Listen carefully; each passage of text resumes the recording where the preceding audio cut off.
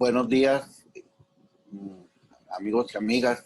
Un gusto recibirles acá en el Instituto de Estudios Sociales en Población. Este es un coloquio más, una serie de actividades que hemos estado desarrollando en el marco de nuestra celebración del 45 aniversario de fundado el Instituto de Estudios Sociales en Población. Me complace mucho moderar esta actividad de esta mañana denominada Biojardineras, experiencias con impactos comunales en el tratamiento de aguas residuales.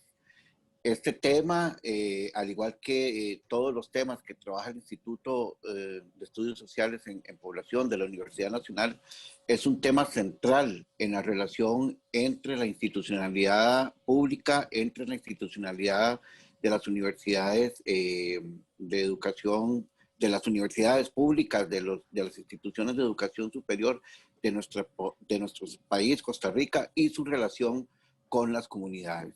Me parece que es central este tema, es una demostración de un vínculo sólido entre las universidades públicas, la institucionalidad pública y las comunidades. Y en esta mañana vamos a conocer la experiencia que durante años el Instituto de Estudios Sociales en Población, el programa Horizontes Ambientales, ha venido desarrollando no solo en temas de investigación para el mejoramiento de la calidad de vida en materia ambiental de las poblaciones, sino también en el acompañamiento a estas poblaciones. Nuestro lema desde hace mucho tiempo, desde hace algunos años, ha sido acompañando la población desde la investigación y también desde la extensión. Y creo que el tema de hoy vincula ambos aspectos y dimensiones. Y para arrancar con este coloquio, agradeciéndole a los panelistas, a las panelistas, y también agradeciendo muy encarecidamente a los cursos, a los estudiantes de los cursos Cambio Climático 1 de la Escuela de Ciencias Ambientales en la carrera de Ingeniería en Gestión Ambiental, y también este curso lo imparte la profesora María Chávez, a quien voy a presentar de seguido, y también el curso Turismo Social, Ambiente y Desarrollo Local del Instituto de Estudios Sociales en Población, que es impartido por la profesora Jacqueline Centeno.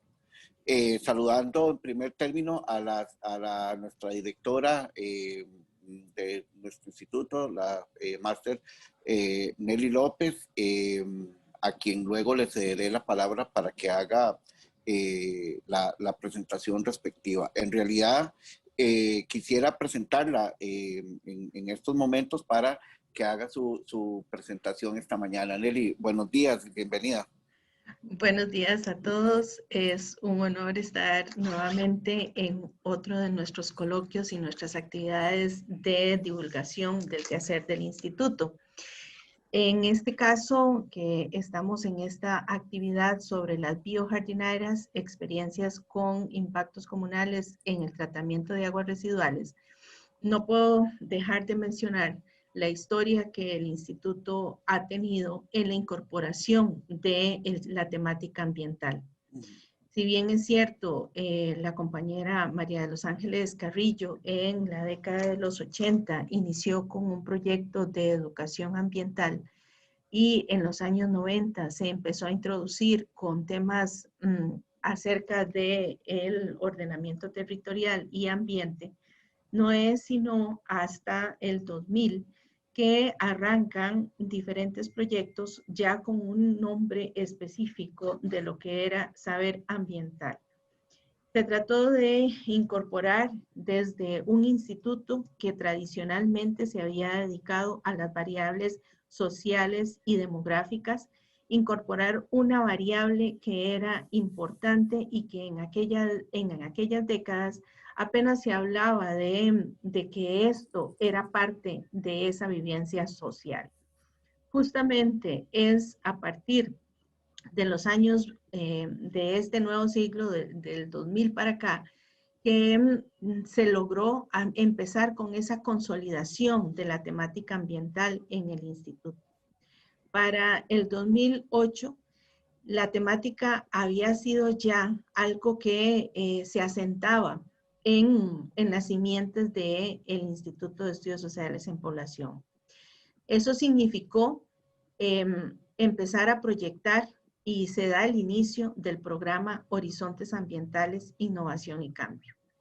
Ya han pasado 12 años a partir de la inauguración o la creación de este gran programa, que ya lleva una consolidación en todo su trabajo y esa trayectoria, y también los aportes que ha dado a nivel de las comunidades, pero también de lo que es la investigación. En ese sentido, el instituto ha proyectado y ha apostado a que definitivamente la variable ambiental es parte de esas variables poblacionales que son importantes de mantener y estudiar dentro de un instituto como el nuestro. Ya para la década de 2010 fue que este programa se proyecta justamente a incorporar el tema de las tecnologías alternativas como parte de su quehacer. Si bien es cierto, anteriormente trabajaba en temas de diagnósticos, incluso temas de educación ambiental, incorpora variables de salud ambiental, no solo de gestión territorial, sino que empieza a incorporar variables más específicas en el tema de las tecnologías alternativas. Es así como la consolidación del programa Horizontes Ambientales empieza a incorporar nuevos especialistas y es para más o menos el 2012-13 que Marixa Marín, especialista en biojardineras, se incorpora a los profesionales del equipo de Horizontes Ambientales. Después de toda esta trayectoria, podemos decir 7 años después de incorporar a Marixa, hemos tenido ya más de 9 biojardineras colocadas en la provincia de Guanacaste, ahora trabajando en la parte central del país, en la subcuenca del río Puacito, donde se están trabajando también con nuevas construcciones. La experiencia de las tecnologías alternativas ha sido muy importante y así las alianzas que el mismo programa ha realizado, y por eso hoy está aquí presente Mario William Acosta, que como funcionario ahora ya jubilado, pero funcionario del Ministerio de Salud, nos acompañó en varios años en un proyecto que era mejoramiento de la calidad de vida para justamente las poblaciones en Barra Honda, en Guanacaste. Este contexto de dónde están de cómo ha crecido el instituto y cuáles son sus aportes, implica que un instituto de investigación social no se limita solamente a generar datos sociodemográficos en un momento determinado, sino que también, como no es nuestro lema, acompañando a nuestras comunidades desde la investigación social. Aquí estamos en ese proceso de extensión y esta es una muestra de ese acompañamiento.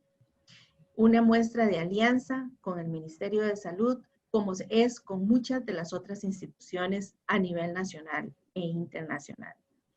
Y hoy es muy grato para nosotros poder presentarles a ustedes estas experiencias. Este trabajo conjunto, instituciones, comunidad, universidad. Por eso les doy la bienvenida, pero también le doy las gracias a los panelistas por haber aceptado el reto de hacer este coloquio, de divulgar datos tan importantes como lo son ese trabajo en las comunidades. Así que no quiero atrasar más el trabajo de exposición de los compañeros, agradeciéndoles a todos los que están presentes por haberse unido. Creo que van a disfrutar mucho la exposición de las compañeras y los compañeros aquí presentes. Que tengan muy buenos días y muchas gracias por estar acá.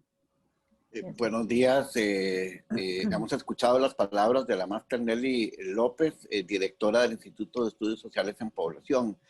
A continuación, vamos a tener la proyección de un audiovisual que han preparado las compañeras y los compañeros del programa Horizontes Ambientales justamente para introducir este tema tan importante y del cual la señora directora del instituto nos ha también puesto en el marco histórico y en los antecedentes de la inclusión de este tema en el trabajo programático del instituto. Así que, sin más, les dejo con la compañera que está a cargo de este material.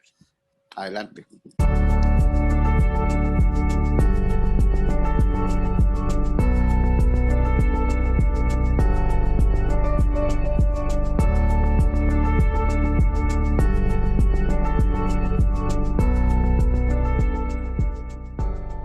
El programa Horizontes Ambientales, Innovación y Cambio ha sido impulsor de las tecnologías alternativas para el tratamiento de aguas residuales, como lo son las biojardineras o también llamados humedales artificiales. En este video queremos contarte qué es una biojardinera. Alternativas naturales, porque estamos aprovechando el sol, estamos aprovechando la iluminación, las plantas. No requiere energía eléctrica como sí lo requieren las tecnologías convencionales. Radica justamente en la salud ambiental del planeta.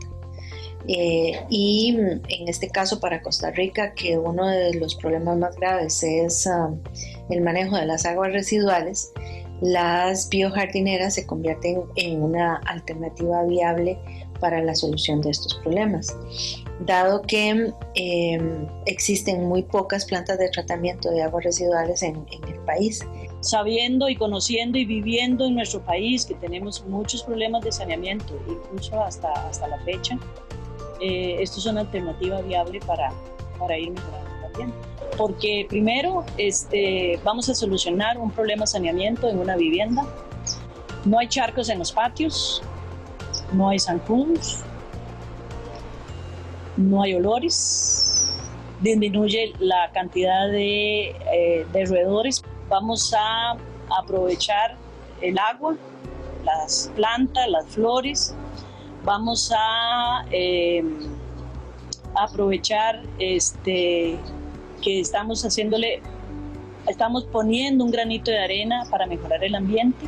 Y sobre todo cuando vamos a comunidad, que vamos a construir con la comunidad, para mí el que la comunidad participe en la construcción del sistema es una fiesta grande porque eso es parte, esa participación es parte del intercambio de conocimientos, de la sensibilización, del compromiso que podemos tener con la comunidad. A partir del año 2013, Horizontes Ambientales construyó su primera biojardinera. Así, en un periodo de 7 años, se han logrado construir un total de 11 biojardineras con la participación de actores locales en la provincia de Guanacaste y Alajuela. En Guanacaste se encuentran funcionando 9 biojardineras, ubicadas en 2 cantones, Nicoya y Nandayure. En Nicoya hay 8 biojardineras ubicadas en Hondores, Corral de Piedra, Barra Honda y La Vigía, mientras que en el cantón de Nandayure hay una biojardinera en la comunidad de La Roxana. Las 2 últimas construcciones se han realizado durante el año 2019 y 2020 en la provincia de Alajuela, específicamente en el cantón de Poás. Nos ha dado pues que no tenemos las aguas, que lavamos los trastes, que las aguas anden por donde quiera, que hayan charcos a la orilla de la casa, sino que se almacena en un solo lado y entonces esa agua ahí le beneficia a uno porque es el agua que uno recoge para las matas en el verano. Para mí ha sido de gran ayuda eso de la biojardinera porque la verdad que ya uno para regar el jardín y para regar los árboles no tiene que estar agarrando agua de la cañería, ya es agua de la biojardinera. Aparte que el jardín ahí se ve muy bonito cerca de la casa, todo verdecito, más en verano, ¿verdad? Que está todo tan seco. Para nosotros pues fue un grandioso porque uno tan pobre y pagar mucho monto de agua pues no es nada bueno, ¿ah? Pero también para tener una biojardinera hay que darle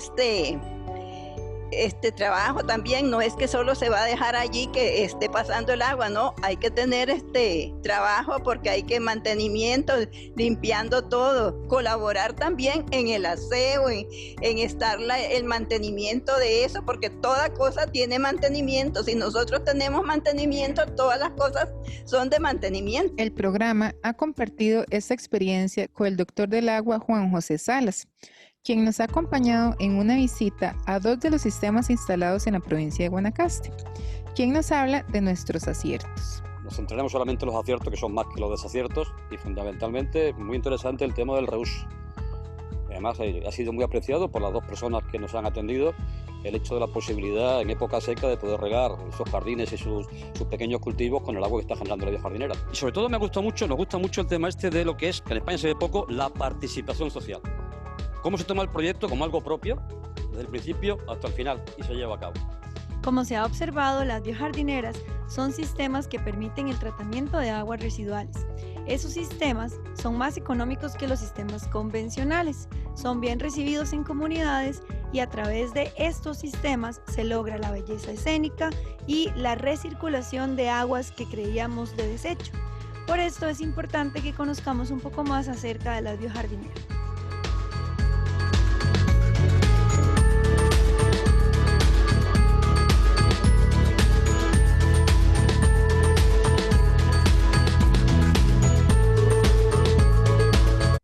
Bueno, que es un excelente material audiovisual que también pueden consultar los amigos y amigas que consultan nuestras redes sociales,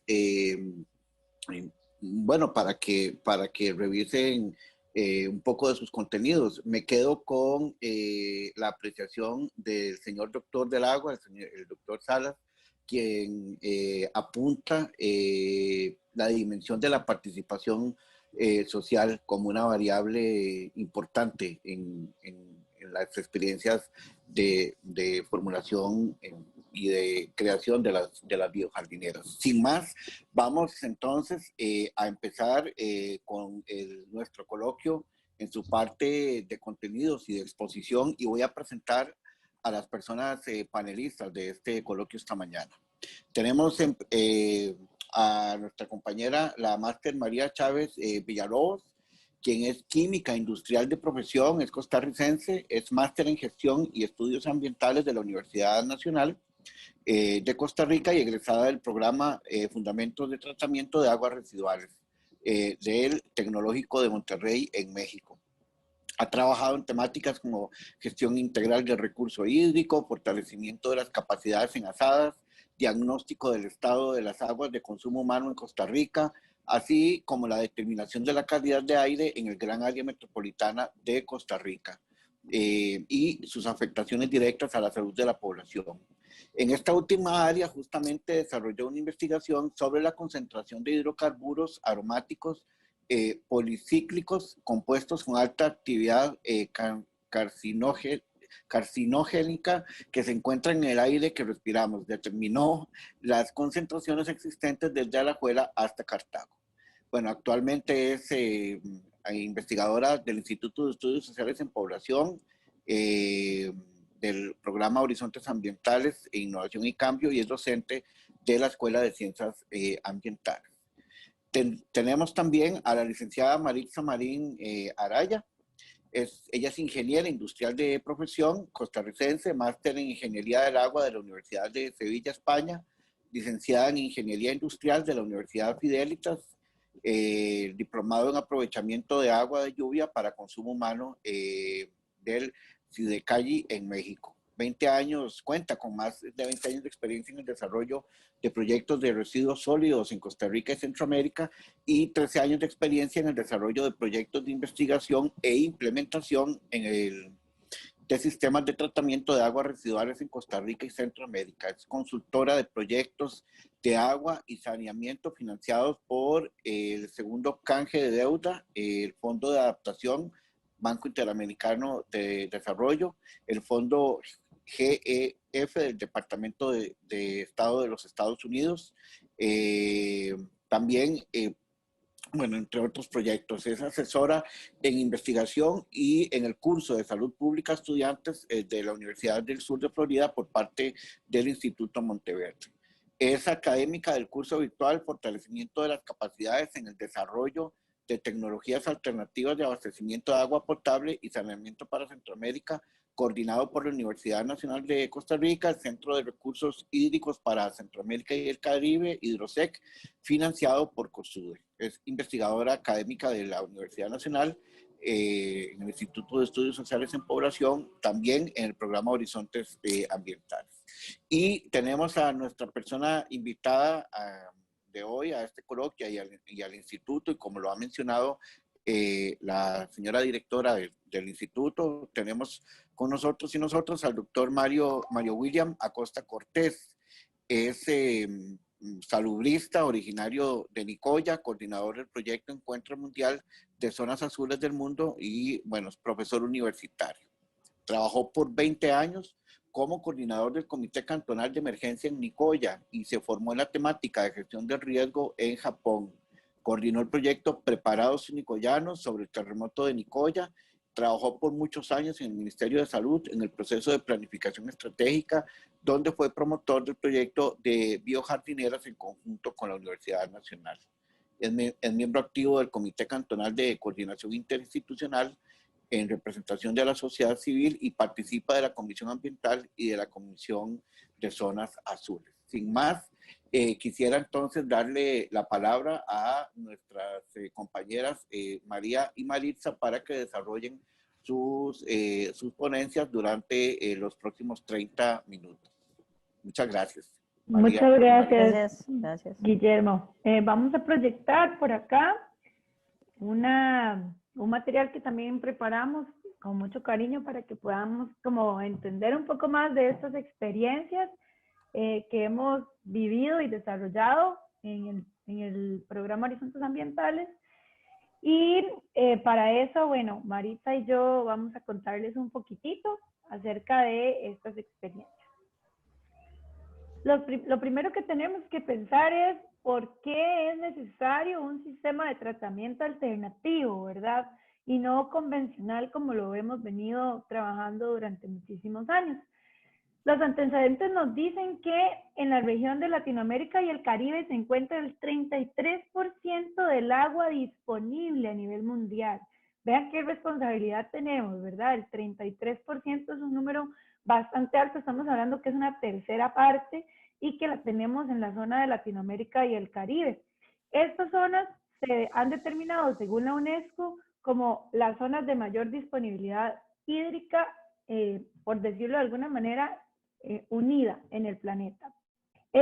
También es importante conocer que dentro de los datos de la GWP colocan a Costa Rica como uno de los países con más alta disponibilidad, donde nuestra población tiene un acceso de un 98.2% a agua que es de calidad para consumo humano.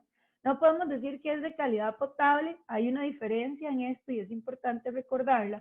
Cuando nosotros hablamos de agua para consumo humano, es un agua que podemos ingerir sin que se genere un daño o un problema a la salud de forma inmediata o en el tiempo.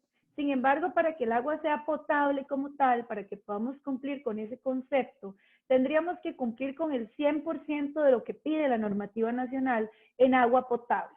Es decir, si hay un parámetro de esos que no cumplimos, como el caso de temperatura, o por ejemplo, los sistemas de agua en donde no cloran porque tienen un agua pues de buena calidad y no se ha hecho todavía el traslado a cloración, o hacen desinfección con otro tipo de tratamiento, con solo que no cumplan con cloro residual, perdemos la clasificación de agua potable y pasa a ser agua para consumo humano, ¿verdad? Entonces, entendiendo esto, es importante que en Costa Rica el 98.2% de la población tiene agua para consumo humano.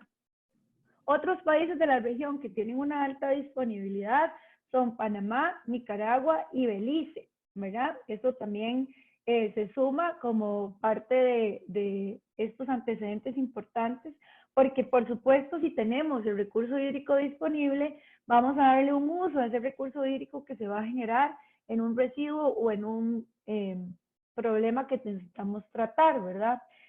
Entonces, Costa Rica tiene un 40.2% de acceso al recurso hídrico disponible. Si nos pusiéramos a sacar un poquito los números, somos realmente muy afortunados de tener más agua disponible de la que la población requiere para sus necesidades. Sin embargo, hemos sentido los efectos de la variabilidad climática debido al cambio climático y este porcentaje del 40.2 se está disminuyendo cada vez, ¿verdad? ¿Cuál es el problema asociado a este consumo que tenemos del recurso hídrico? Bueno, normalmente, como les decía, cuando tenemos agua disponible, vamos a generar un residuo que conocemos como agua residual. El agua residual es cualquier agua que haya sido utilizada y hayamos cambiado su composición inicial. Entonces, los procesos de lavado de dientes, los procesos de lavado de platos, del lavado de ropa, generan aguas residuales porque le agregamos al menos un contaminante al agua que viene del tubo, ¿verdad? Entonces, la pasta de dientes, el jabón, los residuos sólidos que pueden estar en los platos de la cocina, todo eso va a cambiar la composición y esa es la razón por la cual requerimos saneamiento. Tenemos un gráfico por acá en donde nos dicen que en Centroamérica tenemos un desafío, porque del 83% de las aguas generadas, del 100% de las aguas generadas se recolecta un 83%, y de ese 83%, solo el 5% se trata, ¿de acuerdo? Entonces, por ahí tenemos esta situación. En Costa Rica, tenemos un saneamiento básico. Cuando hablamos de saneamiento básico, tenemos que pensar que existen diferentes formas de tratar el agua para poder darle una disposición adecuada. Saneamiento básico habla de una remoción de la contaminación que no alcanza el 50%. Por ejemplo, los tanques sépticos, que son los sistemas más comunes en el país, tenemos que el 72% de las aguas que se tratan en el país se hacen a través de tanque séptico, ¿verdad? El 25% lo trata alcantarillado sanitario y el 1% usa fosa biológica, ¿verdad? Y un 2% usa letrinas. Entonces, ¿qué pasa con ese 72% de tanques sépticos? Que es súper importante mencionarlo. Los tanques sépticos remueven alrededor de un 40% de la contaminación que entra. Esto solo nos quita una parte del material sólido o de la contaminación que viene como residuo sólido y el resto, el 60%, sale a las zonas de infiltración de estos sistemas. Muchas veces, al tener viviendas muy cercanas, estas zonas de infiltración no son suficientemente amplias para poder permitir que en el proceso de infiltrado ese 60% de contaminación logre disminuirse antes de llegar a los mantos acuáticos de donde nosotros tomamos el agua para consumo, ¿verdad? Entonces, este gráfico por acá nos muestra cómo está más o menos esta situación, donde el 72% está tratando aguas con un sistema que no remueve más de un 40% de contaminación, es decir, más del 50% es devuelto a la naturaleza en procesos que no necesariamente van a lograr pues tratar esa contaminación. Esta problemática la sentimos en todo el país, ¿verdad? En todas las regiones del país. Sin embargo, en el gran área metropolitana se ha priorizado por la densidad de población el uso de alcantarillado sanitario como recolección de estas aguas.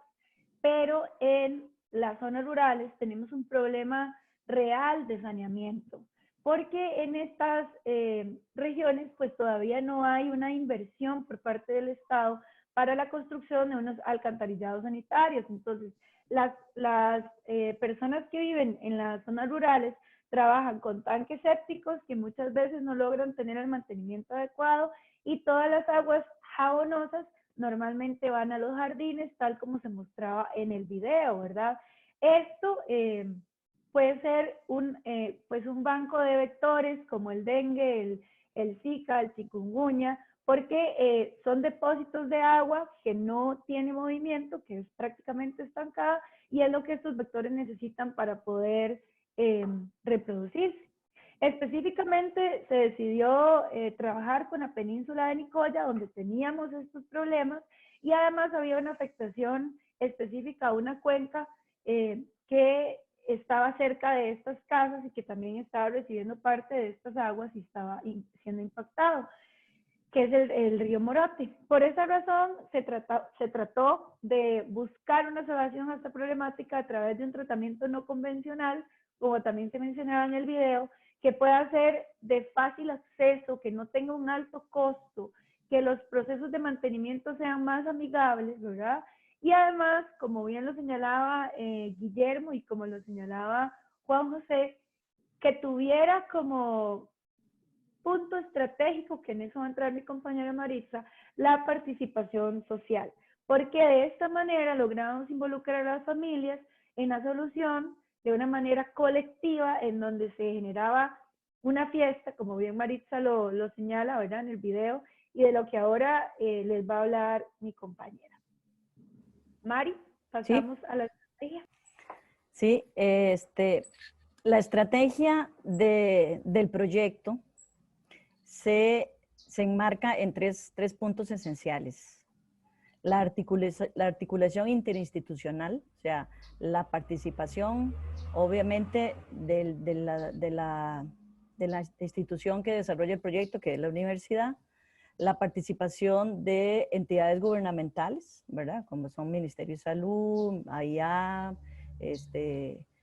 Caja Costarricense de Seguro Social, el acercamiento también que debe hacerse a las familias y a las comunidades, porque esto es como dice María, este es un problema que no es específico de una familia, sino que puede ser que se inicie ahí, pero también afecta a toda la comunidad y en general a todo el país.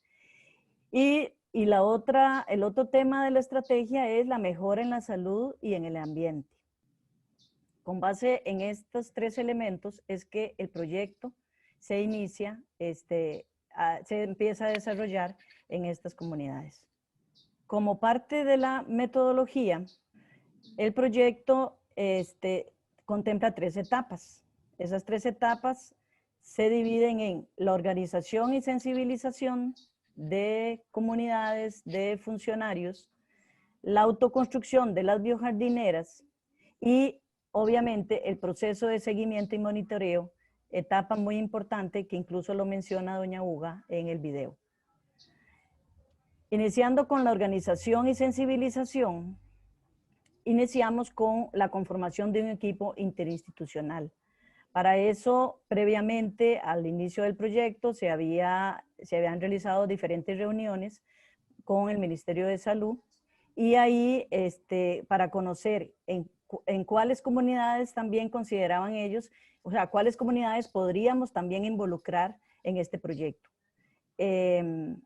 ¿Por qué? Porque son los funcionarios que conocen la problemática existente. Entonces, la conformación de ese equipo interinstitucional estuvo también representado por la Red de Promoción de la Salud, donde en esa Red de Promoción de la Salud hay representantes de diferentes instituciones que más adelante Mario William les va a detallar. Una vez conformado el equipo, con ellos empezamos a trabajar toda la parte del detalle del proyecto y en qué partes del proyecto podrían ellos también intervenir.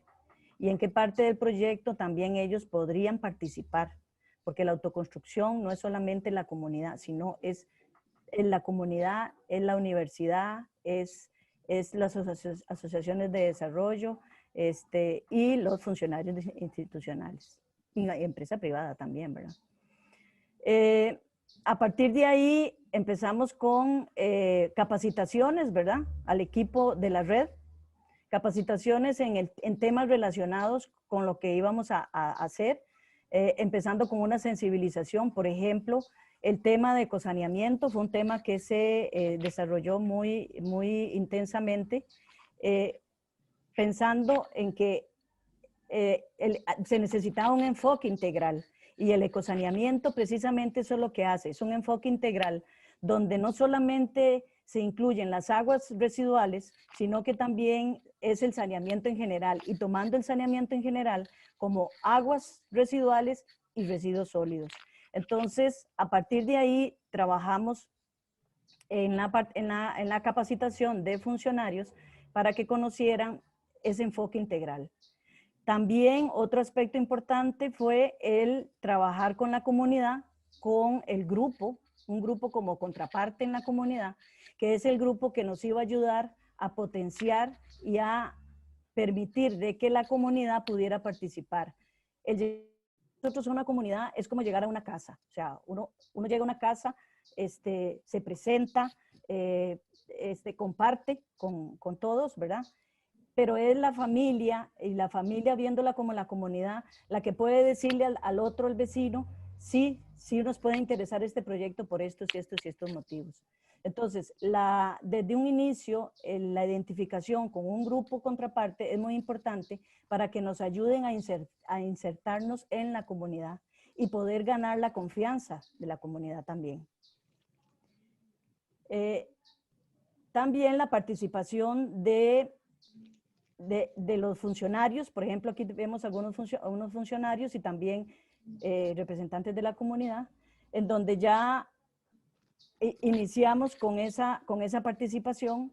Previamente se ha trabajado con ellos en cómo se va a hacer esa construcción, o sea, qué significan las biojardineras, para qué sirven, para qué vamos a hacer con el agua, y todos estos elementos son muy importantes para iniciar con esa primera etapa que fue la organización y sensibilización. Los conocimientos técnicos de los actores también son muy importantes, y todos llegar a hablar un mismo idioma. Como María lo decía ahora, aguas residuales, bueno, ¿qué son las aguas residuales? ¿Y cuáles fueron las aguas residuales que trabajamos ahí? O sea, fueron aguas domésticas. Ahí no están las aguas fecales, nada más son aguas grises o jabonosas.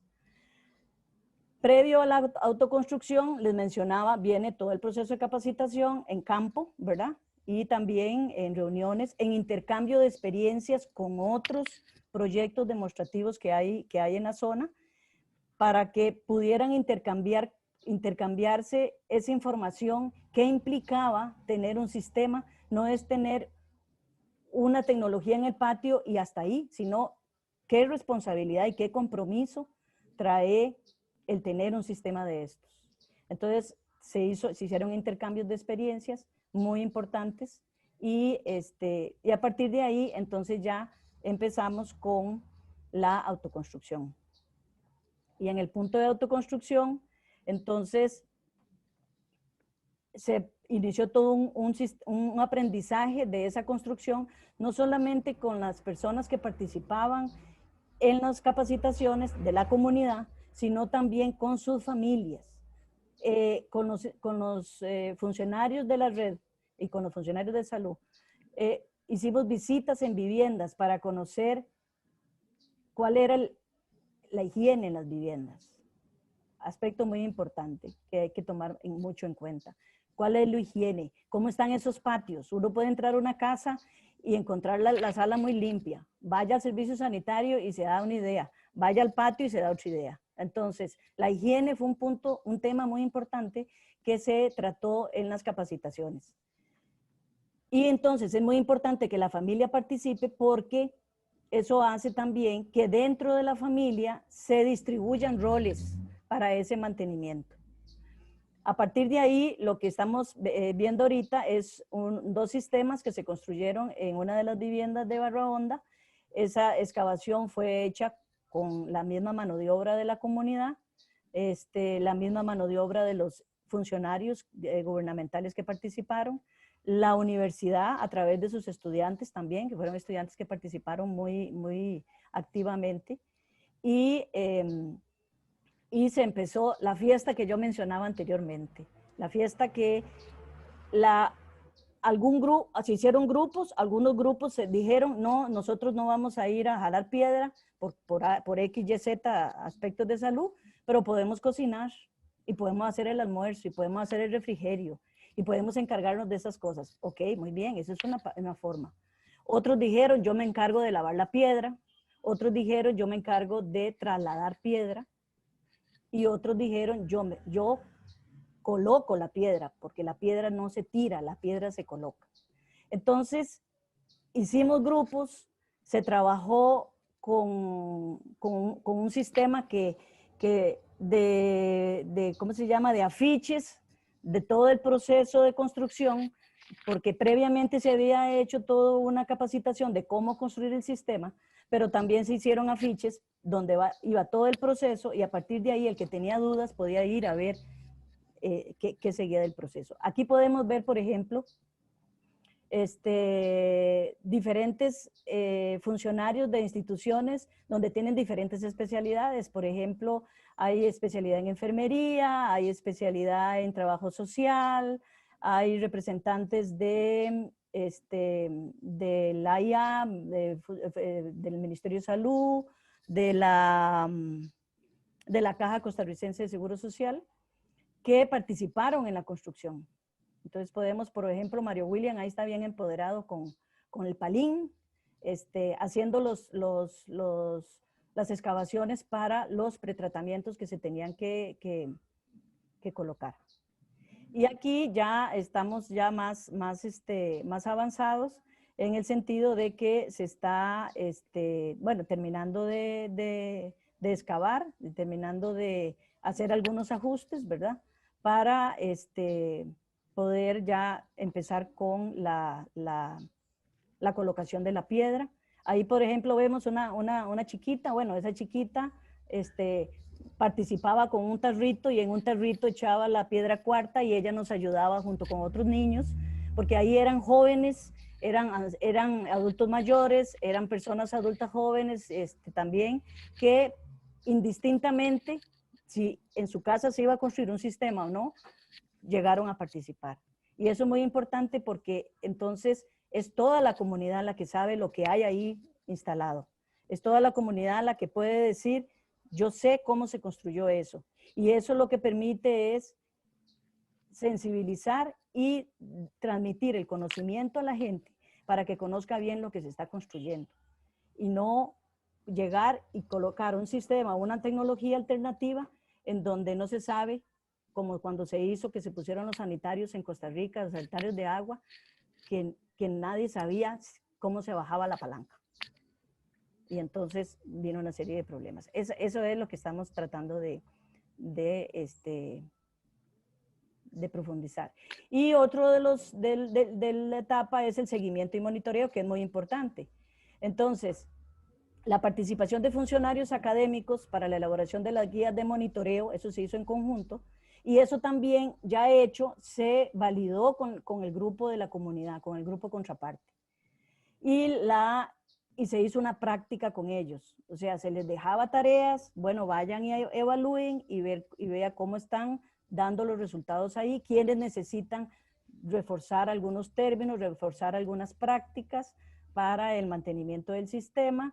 De parte de la universidad íbamos a monitorear cómo estaba el funcionamiento, no solamente de la biojardinera, sino de los pretratamientos, si en los pretratamientos se había dado el mantenimiento, si se había dado bien o se había cometido algunos errores, que es normal que se haga, y que se vayan ajustando poco a poco.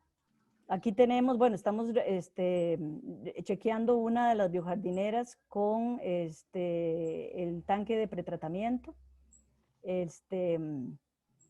Esos tanques de pretratamiento lo que hacen es la separación de sólidos y grasas. Y inicialmente lo que hacíamos era que ese tubo que tengo en la mano lo colocábamos y no lo pegábamos para que tuviera más facilidad la persona de limpiar ese tanque. Y limpiar el tanque no es lavarlo, es simplemente sacar la grasa y sacar el sólido. Y ese sólido tiene nutrientes que sirve también como abono. En este caso, lo que hicimos fue, porque encontramos que ese tubo caía y no lo colocaban otra vez, entonces lo que hicimos fue pegar el tubo. Entonces, eso significa que nosotros también, cuando vamos a una comunidad, también aprendemos, también nos retroalimentan de lo que nosotros vamos a hacer y qué nos ¿Qué nos dice la comunidad?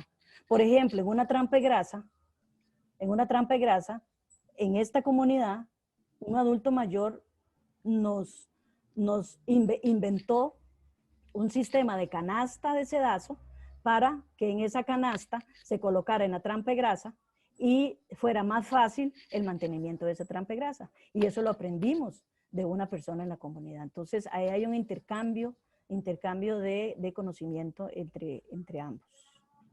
Aquí tenemos, bueno, esta biojardinera fue hecha en Hondores también, con la misma participación comunal. Esta fue la biojardinera que fue visitada por las participantes de la comunidad de Barra Honda, y ahí estuvieron conociendo el sistema, conociendo que en su patio hay flores, que esas flores las tienen todo el año, que la materia prima siempre la van a tener, ¿verdad?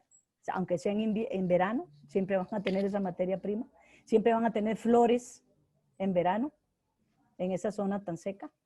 Y los resultados, bueno, con los resultados,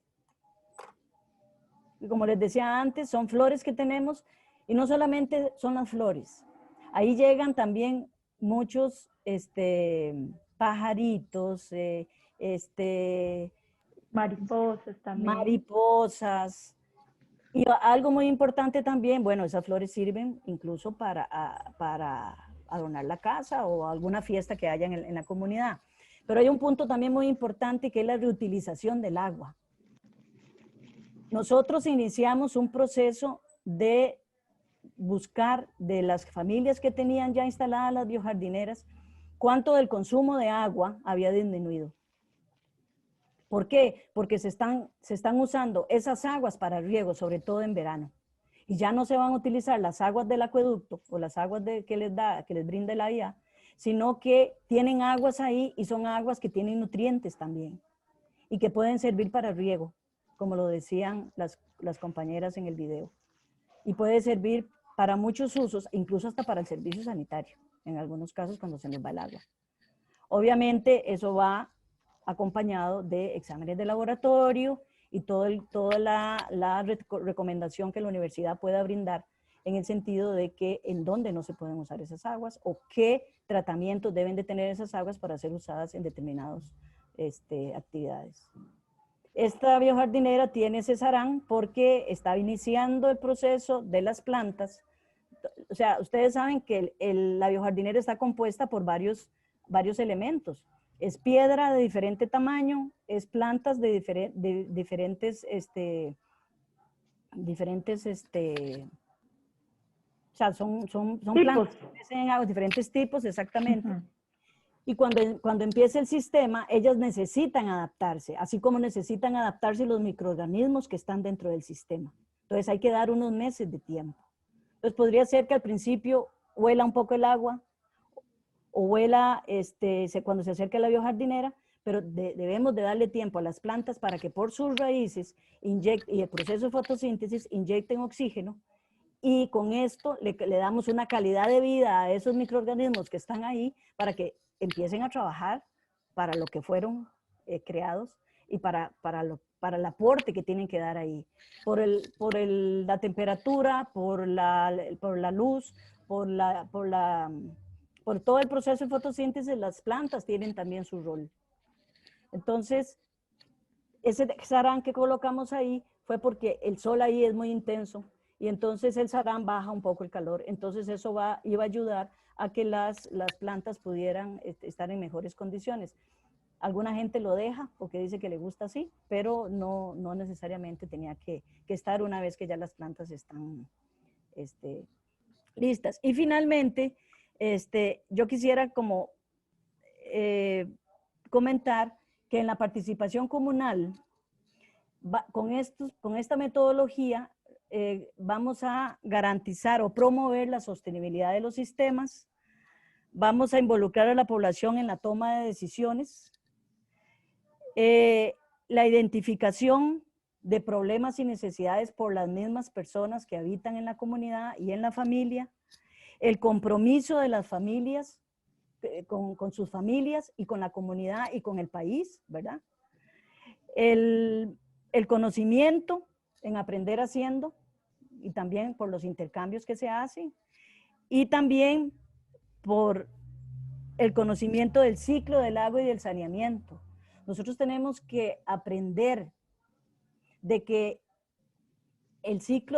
cerrar el ciclo.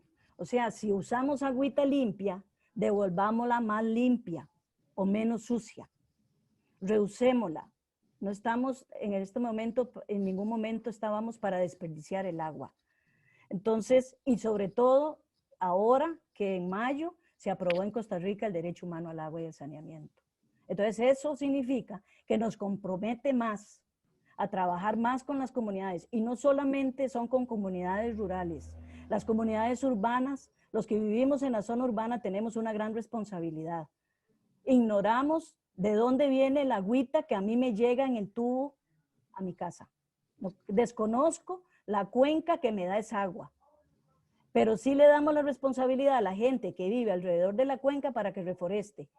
Y mi condición de vivir en lo urbano, ¿dónde lo dejo? Porque yo no me comprometo también. Y eso es parte de lo que tenemos que cambiar en la educación que recibimos desde pequeños. No podemos seguir desperdiciando este recurso que tenemos. Pues.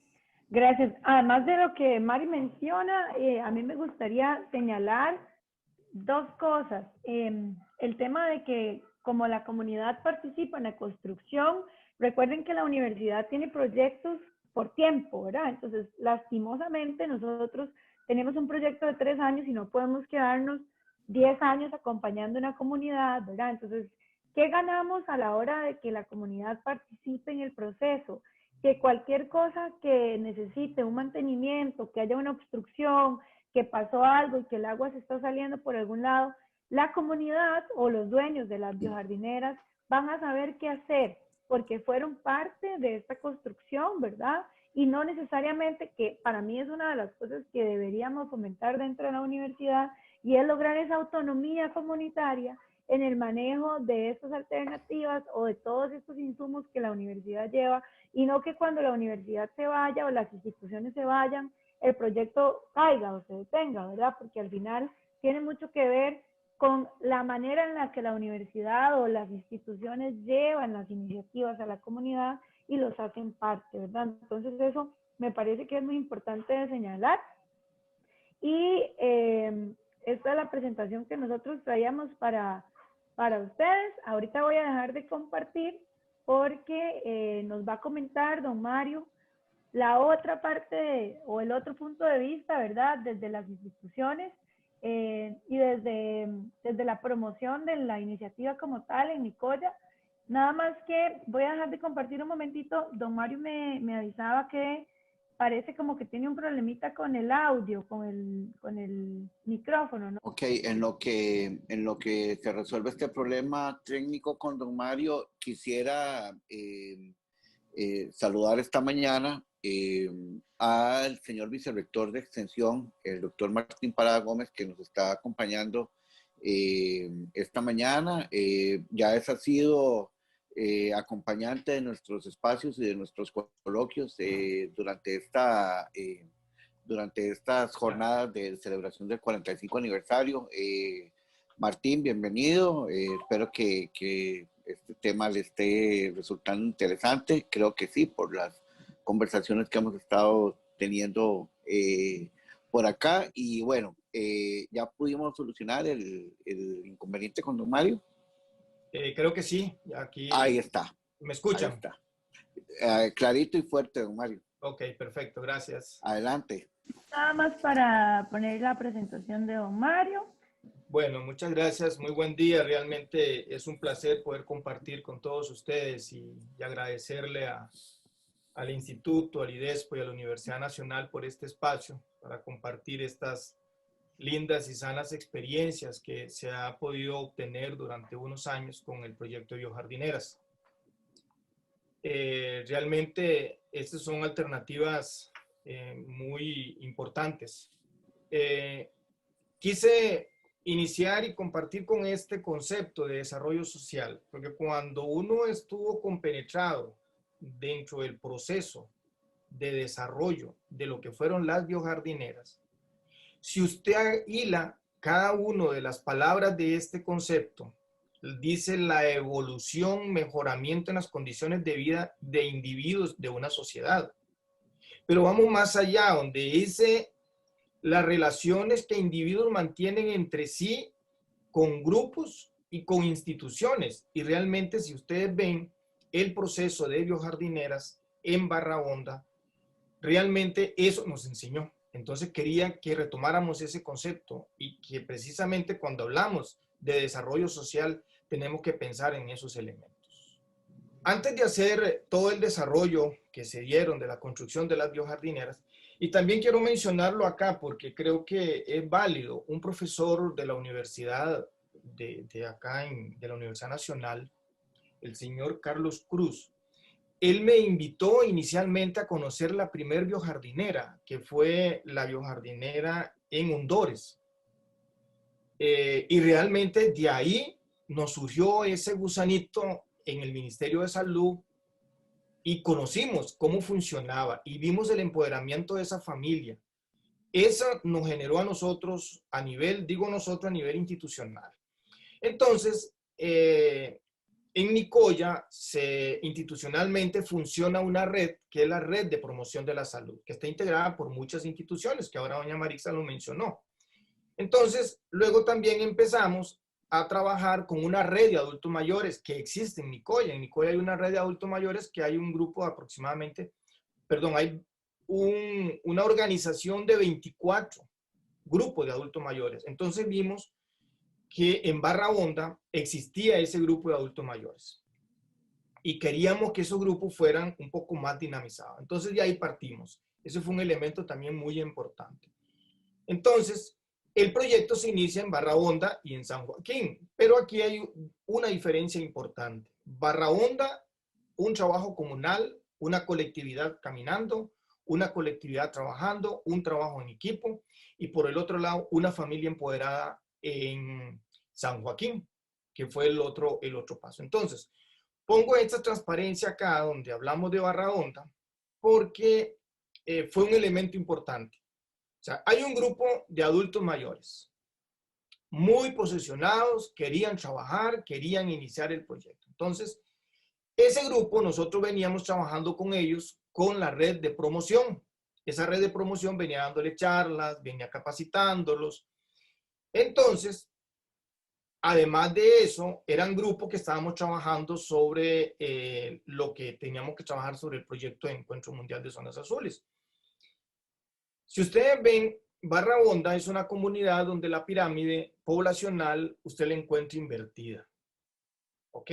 Ahí encontrás, por ejemplo, adultos mayores, tenemos 90, pero tenemos una matrícula de escuela de 47 niños. ¿Okay? Y esos 47 eran en ese año, posiblemente hoy hay menos.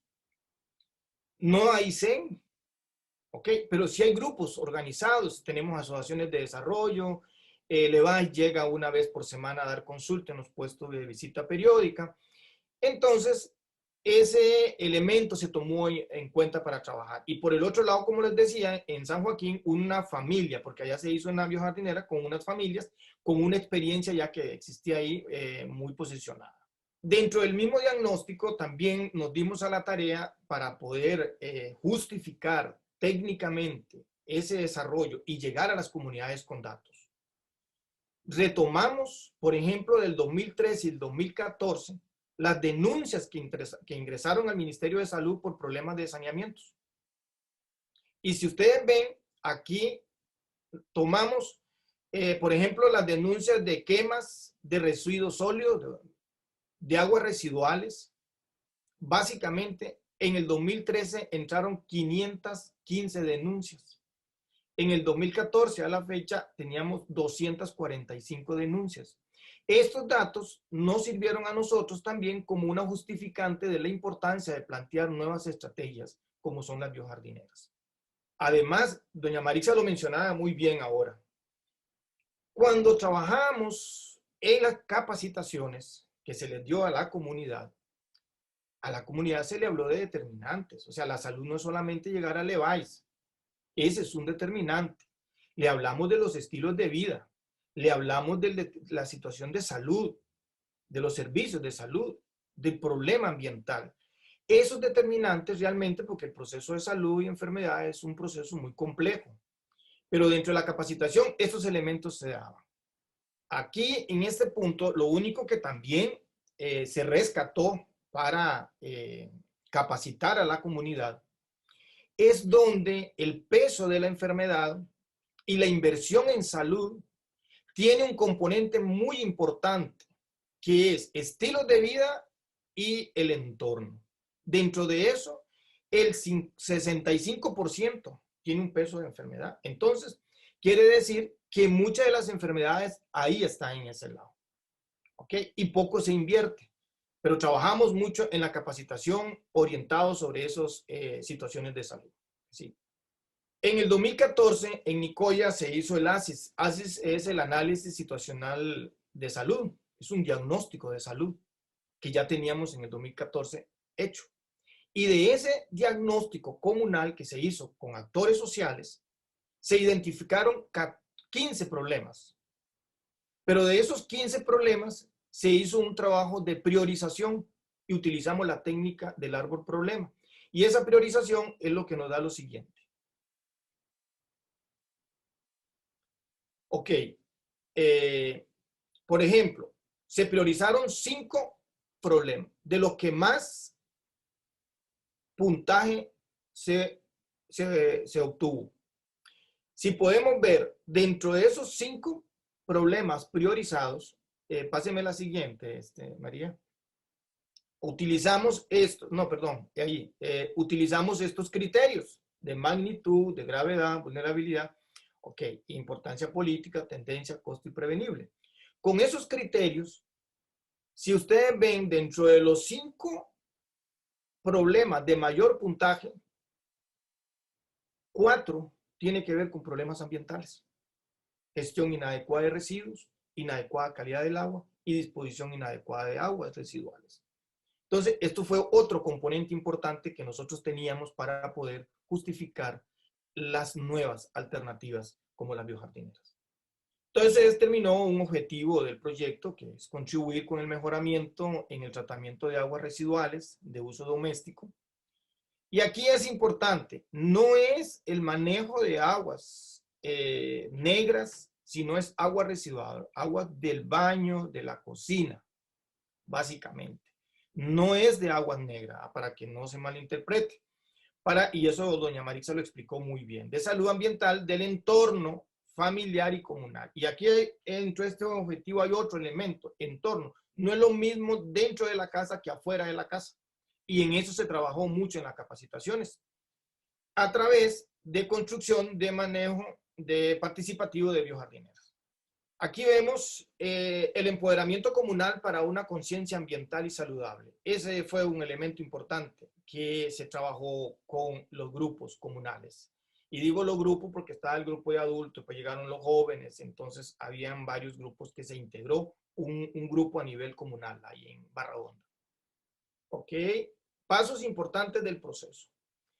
Aquí en los pasos, un poquito para rescatar, y cuando se habla de biojardinera, y esto es importante, porque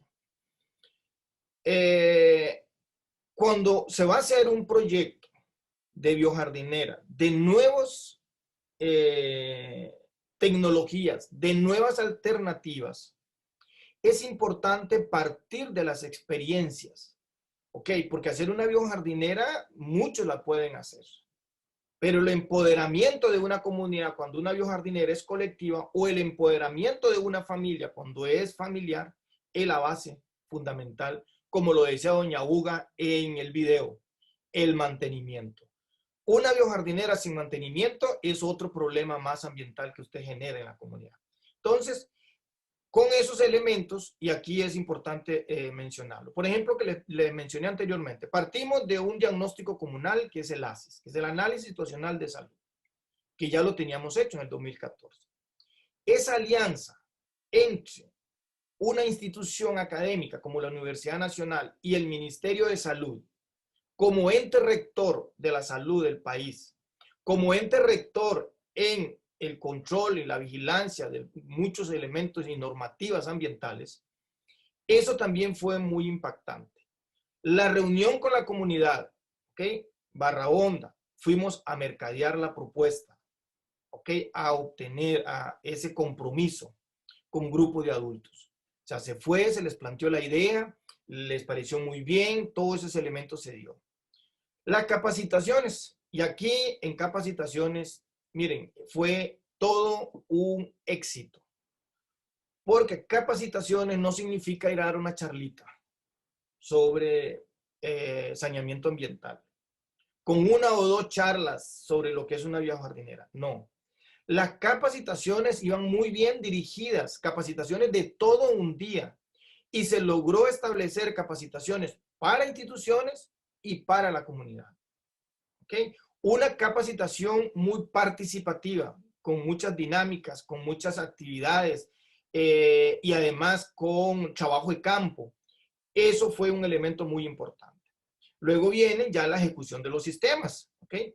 Que fueron las 5 biojardineras o los humedales artificiales. Y otro componente importante, que es el sexto, el compromiso, el seguimiento y control. ¿Okay? Aquí hay un compromiso institucional y un compromiso comunal. Inclusive en la comunidad ellos tenían un control, un chequeo de cuando llegaban, cuando tenían que darlo, hay una hojita. Eso fue un muy elemento. Inicialmente el Ministerio de Salud empezó a darle seguimiento a las biojardineras, empezó a capacitar a la gente en el campo con el proceso del mantenimiento. Esos 6 elementos pueden haber otros o quizás menos, pero son muy básicos para poder la sostenibilidad de eso. Aquí vemos, voy a hacerles una crónica de algunos de los talleres. Primer taller, se inicia el proceso de socialización del proyecto con la red de promoción de la salud. Esto era un proyecto de la red de promoción de la salud. Impactó a nivel provincial, a nivel de la región, porque una red de promoción de la salud estaba en un proyecto de una nueva estrategia del manejo del saneamiento. Por ejemplo, Ministerio de Salud, Acueductos, la CAA, la UNA, la UNED, MINA y el IAFA. Esas son instituciones que están dentro de la red y aquí vemos algunas de las fotografías. Como ustedes ven, cada una de esas fotografías tiene un componente muy importante. Segundo taller. En el segundo taller fue un taller que se hicieron encuestas a familias preseleccionadas y esa preselección surgió de una institución, no, de la comunidad. La comunidad estableció cuáles eran las familias que iban a ser modelos para el desarrollo de ese proyecto. Una vez que se hizo eso, y se hizo encuestas, nosotros fuimos a la comunidad, pero se fue a la comunidad con instituciones. Las instituciones, aquí vemos, bueno, aquí estoy yo en una foto, está el dirigente comunal en el centro, uno del grupo de adultos, y el otro es un funcionario de salud del ministerio. Entonces, y por otro lado está la gente de la red también haciendo las encuestas. Entonces, hubo una integración en eso. En el tercer taller, dirigido a la comunidad, aquí podemos ver, en todos los talleres había una participación muy dinámica, muy participativa, talleres muy participativos. ¿Okay? Ahí vamos con tercer taller ya de capacitación. Y eso es todo un día, esos talleres. Cuarto taller dirigido a la comunidad. Aquí viene el modelo. Después de capacitarlos, ya aquí se explica cómo funciona el modelo. Y en ese modelo se hacían simulaciones, como vemos en una de estas fotos. ¿Okay? Cada grupo de la comunidad que se organizó por grupo hicieron modelos de biojardineras. Entonces, eso nos permitió, pues, que la gente tuviera empoderamiento. Y luego, si ustedes ven en las fotos, hay también no solo grupos de adultos, sino que también hay jóvenes. Y en el proceso de desarrollo de la ejecución vamos a ver esa intergeneracionalidad del proceso. Un componente importante fue la visita de todo el grupo de Barra Honda a ver el modelo de Nicoya, ahí en Hondores de Nicoya, perdón. Se fue a ver ese modelo, todo el grupo participó. Si ustedes ven aquí en otra de las fotos donde están la dueña de la casa explicándole, ella fue la guía, fue la persona que explicó el funcionamiento a todo el grupo de Barra Honda. Eso también ayudó mucho a la socialización, a que la gente estuviera compenetrada del proyecto y lo fueran queriendo más y hacerlo sentirse como parte de ellos. Pero aquí no se visitó solamente Hondores, también tuvimos otra visita a otro lado. En el quinto taller dirigido a funcionarios de la Red de Promoción de la Salud, y es el proceso de construcción de la biojardinera. Este fue todo un día con una guía, cuál iba a ser el proceso de construcción, cómo iba a funcionar la biojardinera. A cada funcionario se le entregó una guía, un folleto de la biojardinera. Entonces también eso, la gente estaba compenetrada y estaba pues, los funcionarios de la red como tal, estaban dentro del proyecto. Y aquí vemos el proceso de la construcción de las biojardineras. La construcción de las biojardineras en Barra Honda, que es la experiencia que yo tengo básicamente, es un proceso de socialización, es un proceso de integración familiar, es un proceso intergeneracional. Es increíble ver los niños trabajando, los adultos, la comunidad. O sea, es un proceso intergeneracional de la construcción de la biojardinera. Un proceso de socialización, como decía doña Marixa, si yo no puedo jalar una piedra, pero sí puedo cocinar, puedo mover una cuchara para hacer un arroz de maíz. Y si ustedes lo ven aquí, cada una de estas fotos, podemos ver, por ejemplo, la foto, ok, yo estoy al lado izquierdo mío, donde se están haciendo las mediciones, donde se están haciendo los niveles. Ahí hay gente de la comunidad, se buscó un constructor de la comunidad, que era la persona que ayudaba en estas cosas, que tenía la capacitación, él. En el centro, por ejemplo, vemos en la foto del centro un funcionario del ministerio, dos funcionarios del Ministerio de Salud. Dentro del proceso se colocaron paso por paso en fotografía, donde vemos a esta muchacha, una adolescente que está ahí.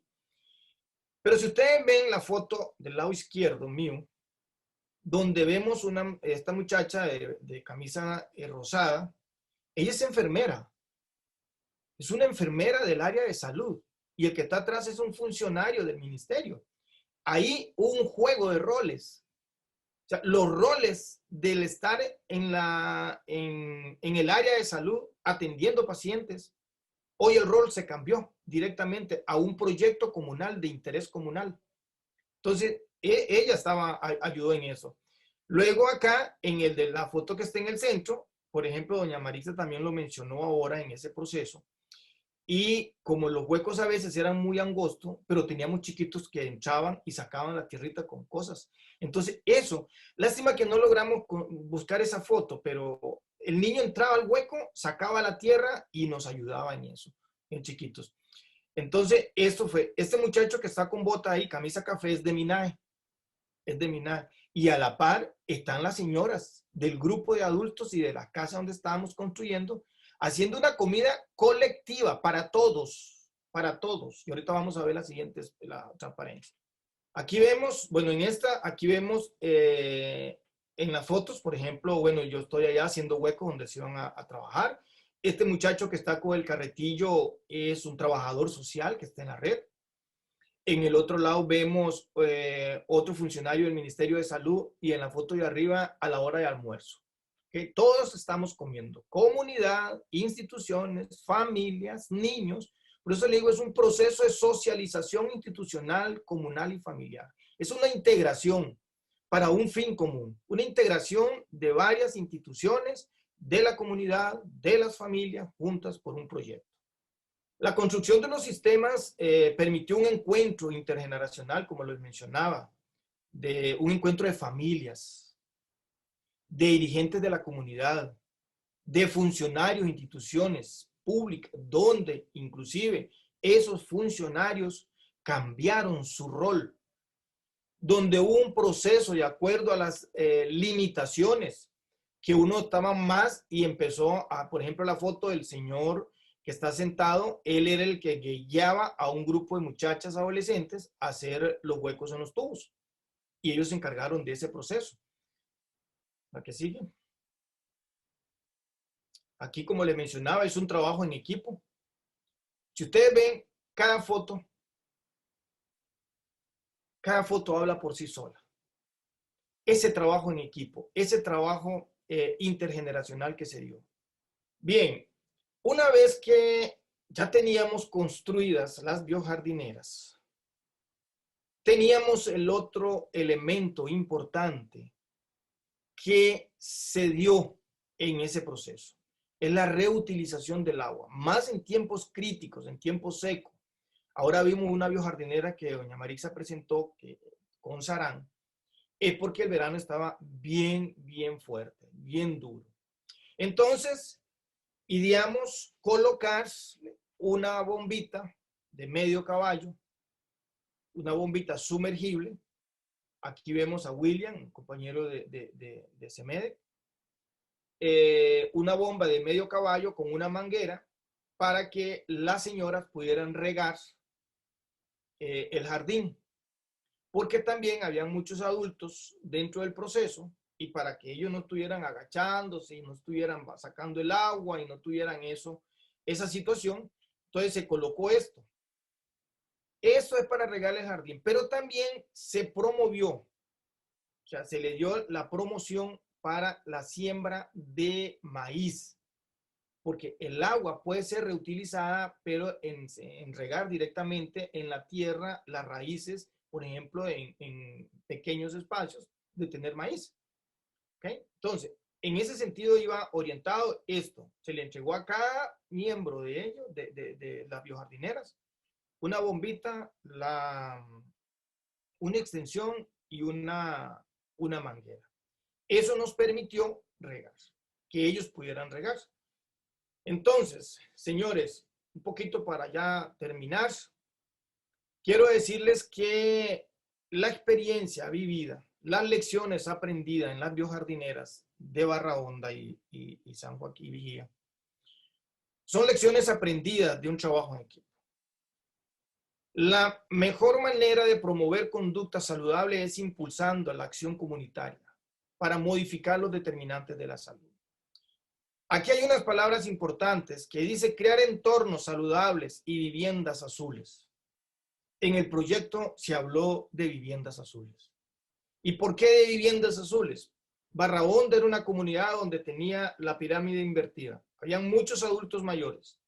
Y de esa gran cantidad de adultos mayores que tenemos ahí, Nicoya es una zona azul.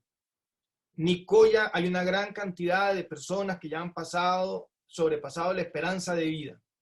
Pero no sobrepasado la esperanza de vida, sino que tenemos gran cantidad de centenarios. Pero centenarios activos, longevos activos. Entonces, viviendas azules son viviendas saludables, entornos saludables. O sea, ¿por qué? Porque en la capacitación se le daba a las familias, a la comunidad, que también revisaran externamente los patios, revisaran si habían criaderos de dengue, revisaran la disposición final de los desechos. Trabajamos, inclusive con la municipalidad llegó a darles también unas charlas sobre manejo de desechos. Esos componentes, y se creó un comité de seguimiento a nivel comunal. Un comité de seguimiento de biojardineras, que lo trabajamos para que ellos fueran a darle seguimiento con una guía. Entonces, esas experiencias realmente nos generaron esas acciones intergeneracionales, ese proceso de socialización que logramos obtener. Un agradecimiento al IDESPO, a la Universidad Nacional, por este espacio y poder compartir con ustedes estas experiencias. Y muchísimas gracias. Muy amables. Buen día. Muchas gracias, don Mario, y también muchas gracias a las compañeras Maritza Marín y María Chávez del programa Horizontes Ambientales del Instituto de Estudios Sociales en Población por esta amplia exposición, por estas notas también tan interesantes, donde dejan ver la esencia del coloquio de esta mañana en el sentido del trabajo en comunidades, del trabajo que se logra hacer y desarrollar. Creo que con la exposición de don Mario quedó más que claro el sentido, ¿no? de un trabajo como este que trasciende simplemente los procesos de formulación de proyectos en universidades como las nuestras y adquiere también un sentido y un significado cuando se coloca en manos de las comunidades, tal y como lo hemos visto esta mañana. Pasamos al espacio de preguntas, que en realidad tenemos varias preguntas muy interesantes que nos han formulado esta mañana, y vamos a ir, vamos a ir como organizándolas de manera tal que les voy a ir, se las voy a ir formulando, y dependiendo de a quién van dirigidas las preguntas, ¿no? Tenemos en primer lugar al compañero José Millán del Programa Interdisciplinario de Investigación y Gestión del Agua de la Universidad Nacional del PRIGA, que consulta si él quiere saber si hay algún proyecto de manejo integrado del agua, es decir, si existe alguna comunidad en donde se capte el agua llovida, ¿verdad? Que también el Instituto de Estudios Sociales de Población ha desarrollado esas acciones y esas actividades en comunidades tanto del Pacífico como del Caribe, y cosecha de agua de lluvia. Y luego traten la misma con biojardineras, y si se rehusan. Si hay comunidades, quiere saber don José Millán, que integren ambas tecnologías. Tal vez esta pregunta tanto Maritza como María pueden responderla. Les pido por favor que vayan anotando las preguntas para que luego hagamos una compilación de las respuestas al final. El compañero José Millán continúa preguntando si se ha pensado incorporar algún tipo de análisis para determinar la presencia del COVID-19 en los análisis de aguas de las biojardineras, ¿verdad? Y cómo se espera manejar esta variable de salud pública actual en los proyectos. Luego, la estudiante Rosa Castillo del curso de Cambio Climático consulta de dónde se obtiene el financiamiento para desarrollar estos proyectos. Bueno, un poco lo hemos venido planteando con relación a la participación de la universidad pública, pero tal vez Maritza y María pueden profundizar un poco más en esta pregunta. Luego, el señor Víctor Chacón, de Gestión de Aguas Residuales Rurales de la IA, pregunta si en los resultados, cuando se habla de meses, que creo que es a partir de la presentación de Maritza, ¿cuánto tiempo es en promedio? ¿Y cuáles son los análisis y quién nos realiza con el tema del costo? Para el licenciado Mario, pregunta si se involucró a las asadas, y si puede contar un poco el detalle de este involucramiento. Luego, Kenneth Alfaro consulta, tal vez esto es también para Maritza y María, cómo recomiendan manejar las grasas del pretratamiento.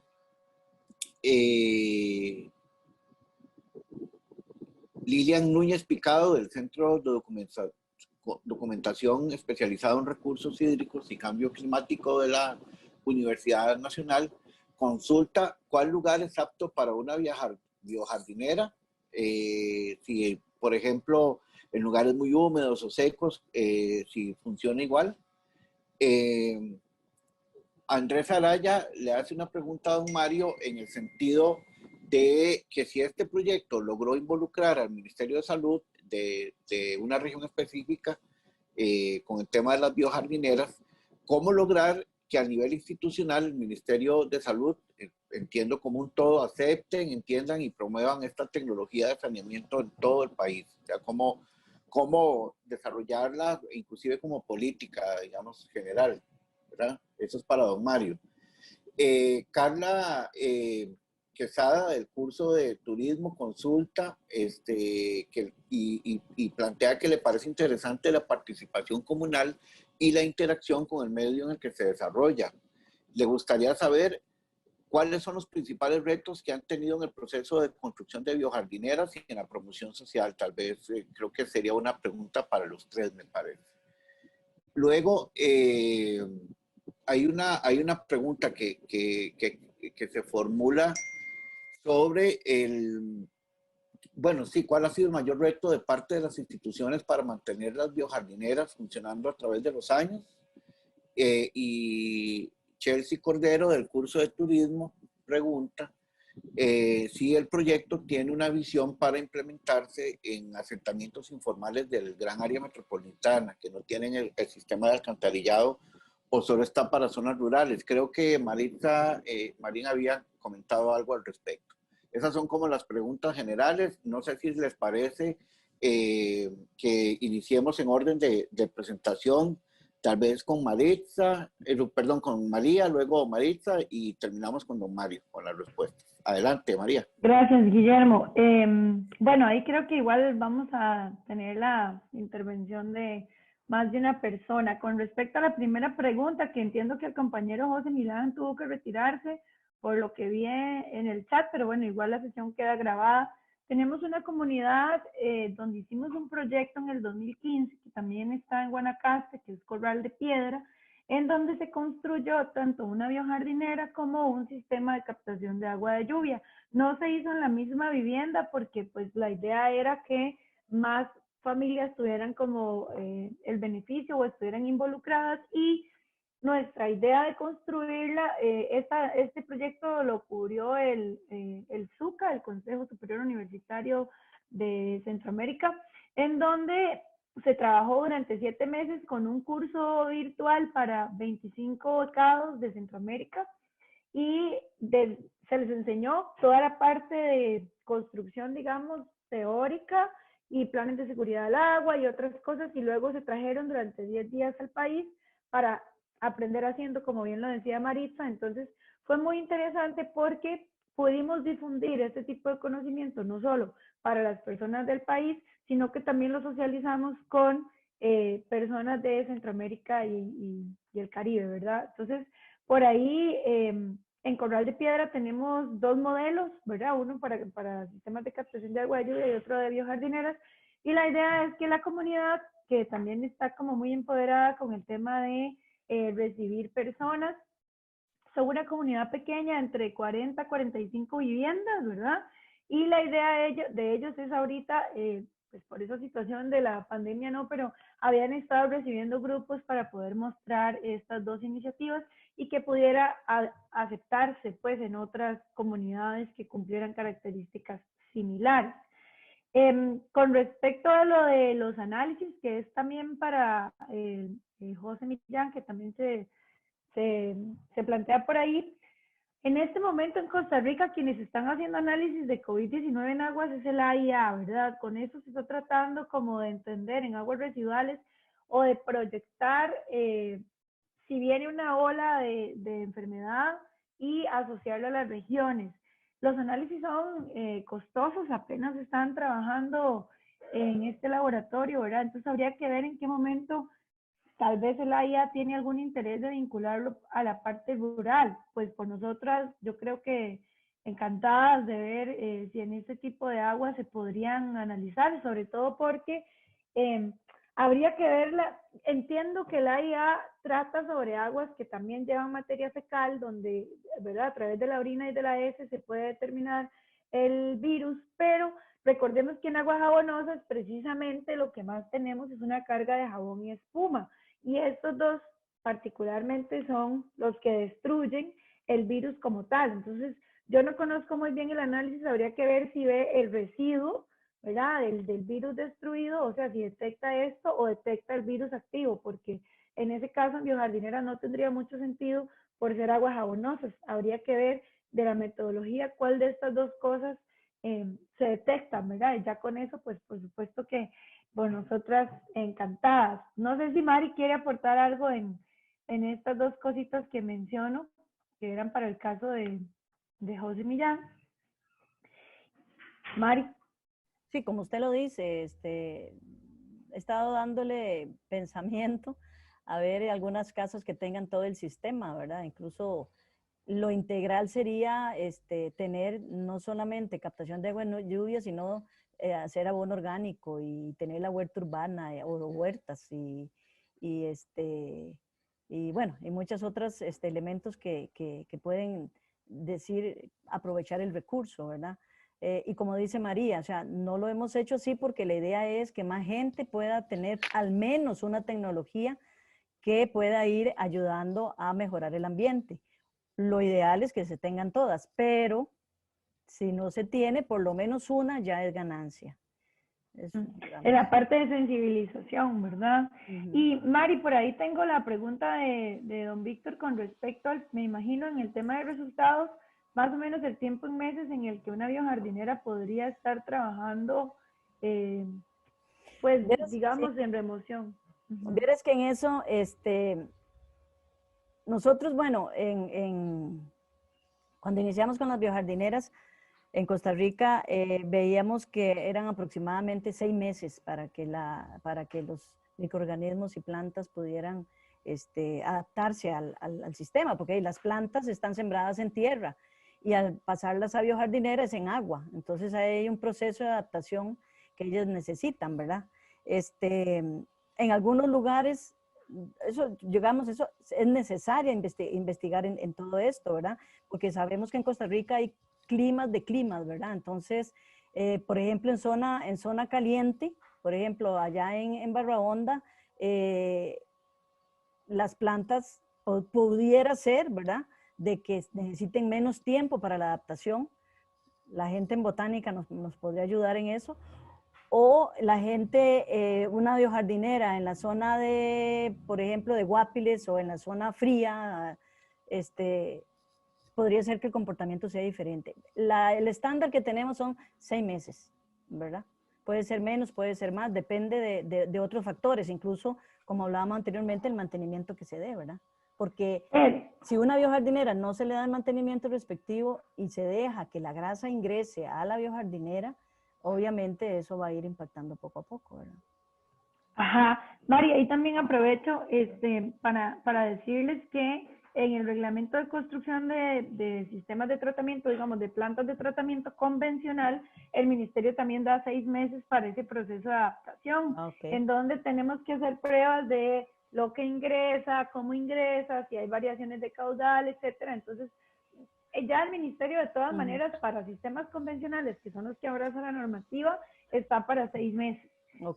Nosotros trabajamos también con 6 meses, y con respecto a los análisis, se hacen los análisis que corresponden a la tabla 4 del reglamento de vertido y reuso, en donde, ¿verdad? Si estamos en zona rural y esa agua se dirige a un cuerpo receptor o podría llegar a un cuerpo receptor, nos corresponden los análisis que son un poquito más estrictos y no los que son de alcantarillado sanitario.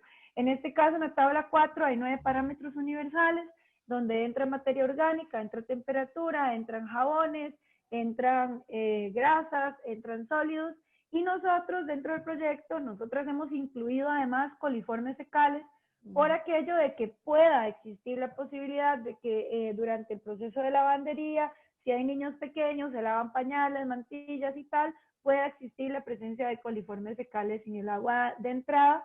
Y la biojardinera no está diseñada para remover coliformes, está diseñada para remover materia orgánica. Entonces, eso creo que es importante aclararlo.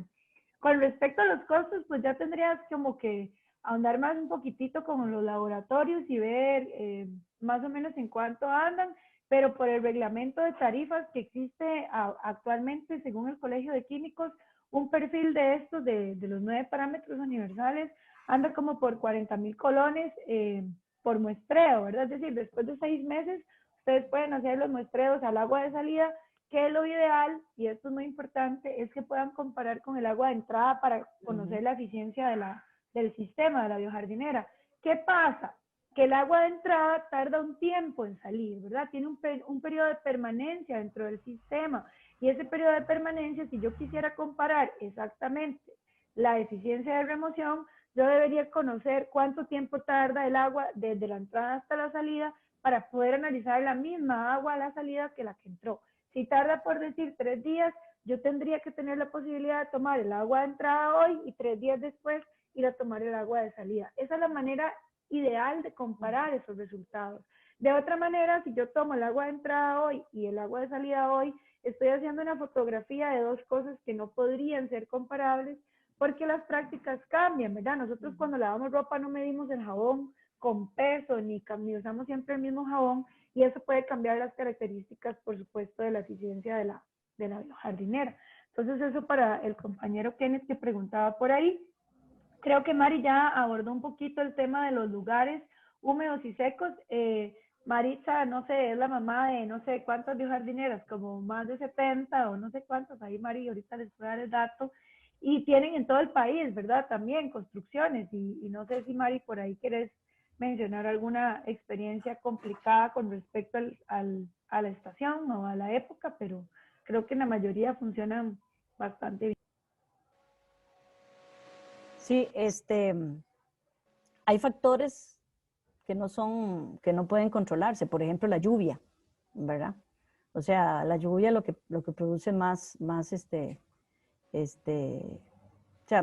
caudal, y entonces la biojardinera incluso podría ser que en algunos momentos se desborde, más con las lluvias que están sucediendo ahora. Hay, por ejemplo, experiencias que nosotros hemos desarrollado también en un hotel, por ejemplo, que el río de vez en cuando se sale.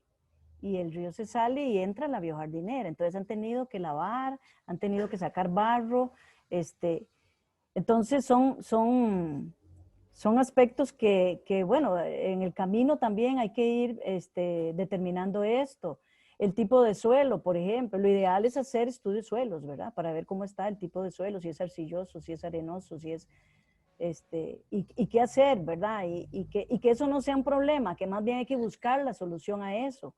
Nosotros, por ejemplo, bueno, en ACPESA que tuvimos un proyecto con parques nacionales, hay varios parques nacionales en Costa Rica que ya tienen sistema de captación de agua y lluvia y sistema de tratamiento de aguas. Tuvimos que construirlo en un lugar donde era arenoso. Entonces, ¿cómo hacer una excavación en arena? No fue en la playa, fue más adentro de la playa, pero ¿cómo hacerlo? Bueno, teníamos que buscar la manera de hacer la excavación y está funcionando muy bien. Entonces, no es el asunto, es que hay un problema, ahí no se puede. Bueno, busquemos la manera de cómo hacerlo diferente. En otra comunidad, en Cortés, el nivel freático era un poco más alto y con la excavación obviamente empezó a brotar agua. Bueno, ¿qué hacemos? Bueno, entonces construyamos una biojardinera de bloco y de cierta profundidad para arriba. Y el nivel nos daba y ahí se construyó la biojardinera. Es cuestión de buscarle la manera, ¿verdad? Querer es poder, ¿verdad, Mari? Y Mari, para después dar el paso a don Mario, la pregunta también del tema de las grasas y aceites del pretratamiento, que si tenemos alguna recomendación sobre el tema del manejo, va a un relleno sanitario, existe la posibilidad de aprovechamiento, ese tipo de experiencias.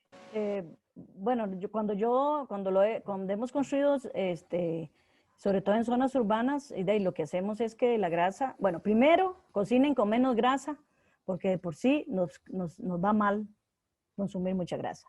Primero eso. Segundo, eviten depositar las grasas en el fregadero. Tenemos la costumbre de que como el agua arrastra, todo lo echamos, los alimentos, las grasas, las latas de atún las abrimos y vaciamos, bueno, ya yo no lo hago, y se vacía el aceite dentro del fregadero. La gente que tiene ya sistemas de tratamiento, además del error que se está cometiendo, se está impactando también la trampa y grasa y todos los demás, los pretratamientos, porque a la biojardinera le tiene que entrar menos sólido y menos grasa. Entonces eso impacta también. Entonces, cuando se hace esa grasa que se solidifica, ¿verdad? Lo que yo recomiendo es, si no hay una forma para tratarla, entonces, desde mi poco conocimiento en el tratamiento de grasas, échela en una bolsita plástica y deposítela para el camión recolector. Es lo único, digamos, que yo he, digamos, como recomendado, ¿verdad? No sé si habrá, supongo que sí debe haber algunos tratamientos que se puedan hacer o no sé, ¿verdad? Pero la cuestión es que a nivel comunitario no es difícil. Sí, no depositarlo. Son prácticas, ¿verdad? De recoger con un papel de mayordomo el poco de grasa que pueda quedar en un sartén. El tema de las grasas de los atunes, por favor, como echarlos en una botellita, ¿verdad? O sea, tratar de mejorar ese tipo de prácticas. Y para la limpieza de la trampa, normalmente en comunidad, al igual que Maritza, lo que hemos hecho es recomendar enviarlas al relleno sanitario en una bolsita que se pone junto con la basura que el camión recolector pasa a recoger, ¿verdad? Creo con eso le voy a dar paso a don Mario. Después podemos los tres hablar un poco acerca de los retos de la participación social. Don Mario, nada más para recordarle el tema de si se involucró a las asadas en el proyecto y también la pregunta de Andrés Araya con respecto a la aceptación de este tipo de alternativas por parte del Ministerio como un todo que nos comentaba Guillermo. Claro. Realmente, bueno, la SASADA en este proceso no se involucró porque en Barra Honda es de acueductos. El que se involucró fue Acueducto y Acueducto se involucró desde la oficina central del cantón más la gente del comité en la comunidad, porque ahí era Acueducto Rural. Pero sí es un tema importante para las asadas, es un tema importante que debería trabajarse posteriormente, pero ahí en concreto, en Barra Honda, por esa situación no están las asadas, porque ahí no funciona asada, funciona un acueducto rural y es manejado por acueductos. Entonces, pero sí, ellos participaron en el proceso. ¿Por qué? Porque Acueducto está integrado dentro de la red de promoción de la salud muy activo. Entonces, ellos fueron capacitados como institución y a nivel comunal, el comité de Acueducto Rural. En eso, así muy puntual, esa parte. Y lo otro, ese es un reto, realmente es un reto. Y creo que la única forma para poder nosotros incursionar dentro de las normativas institucionales es estos foros. Son tener claro el proceso, porque para poder involucrar, digamos, que esté dentro de una norma de saneamiento, dentro de una norma de tratamiento de aguas, de saneamiento, perdón, debe estar escrito. Ustedes saben que las instituciones, los ministerios, pues trabajamos con normas, con leyes, ya reglamentado lo que te establece. Entonces, nosotros precisamente nomás terminando el proyecto, tuvimos un foro aquí a nivel local, en el ministerio, donde el ministerio de nivel central del Departamento de Saneamiento participó. Ellos se rigen por la normativa, ¿verdad?, que existe, y es así. Pero también nosotros teníamos elementos a nivel local importantes de poder justificar para que normalmente vaya incluyéndose las nuevas alternativas desde el punto de vista legal. Ahorita no están metidas como tal lo que son las biojardineras. Tenemos lo que es los elementos técnicos y el control, que muy bien lo habló ahora María Chávez, el control real de esa agua, el agua que entró sucia, del agua que sale, ¿okay? Que puede tener esos químicos que esa agua tenga. Entonces, eso sí se tiene. Creo que es una alternativa que hay que irla viendo. La viabilidad es los foros, la viabilidad es la concientización, la viabilidad es que la gente entienda que existen otras alternativas diferentes. Luego aquí tiene que ver hasta los elementos históricos de los pueblos. Si un pueblo históricamente no le gusta el jardín, entonces es un problema. Entonces, hasta esas cosas nosotros lo analizamos dentro del proceso. O sea, pareciera que no es así, pero sí, se analizó, porque hay viviendas que le encantan los jardines. Usted cae bien de una vez como una biojardinera. Pero si no les gustan los jardines, pues sí, hay un proceso ahí. Entonces empezamos a hablar de las construcciones, de las viviendas, de los centros, donde, por ejemplo, ustedes saben que históricamente en Guanacaste, Liberia, todavía hay algunas viviendas que en el centro de las casas tenían los jardines. Entonces, esos son elementos importantes que se tenían. Pero sí, su pregunta es muy atinada. Creo que entre todos tenemos que ir trabajando para poder ir creando una nueva normativa de nuevas estrategias como las biojardineras, y ya comprobado cómo se debe estar trabajando. Y tal vez, no sé, o esperamos posterior para hablar de los retos, porque yo creo que... Adelante, don Mario, no, de una vez si gusta. Miren, muchachos, un reto muy importante, y yo creo que son dos. Primero, el reto es el cambio de hábitos de las familias. Y doña Marisa lo acaba de mencionar, y también usted, María, que habló ahí. El problema del tratamiento de la gente que echa las grasas. O sea, eso es educación. Eso es como reciclar. Eso es como reutilizar. ¿Ok? ¿Por qué? Porque es que la gente tiene un síndrome que no hemos podido trascender y que se llama el síndrome de la pereza. Me da pereza poder ir a echar a este lugar el material para reciclar. Me da pereza para esto. Muy fácil, como usted lo mencionaba, el agua se lleva todo. Entonces ahí, pum, he hecho todo. Eso es lo que tenemos que trascender. Eso es un reto muy importante. Un reto donde todas las instituciones tenemos. Ok, ¿por qué hay dengue? ¿Por qué hay dengue? Mire, no existe en este país ni una sola vivienda que no esté informada del problema del dengue, del problema del manejo de los criaderos en sus casas, en sus patios. Yo le digo que hemos llegado a tener en la casa otra mascota, que es el zancudo del dengue. Ahí lo tenemos en los patios como mascotas. ¿Por qué? Porque no hemos logrado trascender en la eliminación de criaderos. Entonces, ese es un reto importante, es un reto de educación, de estilo de vida. Por eso, en nuestras capacitaciones hablamos de los determinantes, y un determinante importante es el estilo de vida, es transformar las familias con un pensamiento diferente. Ok, yo no debo echar la grasa aquí, yo no debo echar cuando estoy pelando la papa, todas esas cosas que van, no, todo eso es reutilizarlo. Ese es el reto muy importante. Pero además de eso, para que una biojardinera funcione, hay que empoderar a las familias, hay que empoderar a la comunidad y darle seguimiento. Creo que esos son los elementos que considero importantes como reto. Y por supuesto, hay que incluir el reto de que debemos transformar las normativas, incluir las nuevas tecnologías como estas en la normativa real. Muchas gracias, don Mario. Entiendo por tiempo que nos queda poco. Solamente para la muchacha que preguntó sobre el tema de asentamientos ilegales.